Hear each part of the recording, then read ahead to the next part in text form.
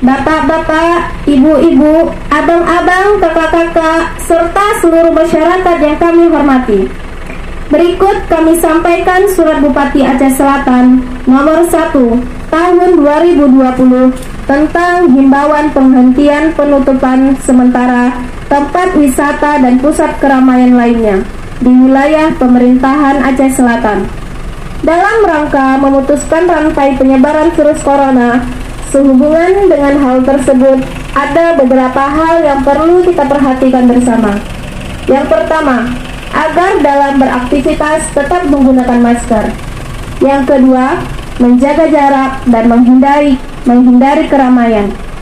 Yang ketiga, senantiasa membasuh tangan setelah beraktivitas.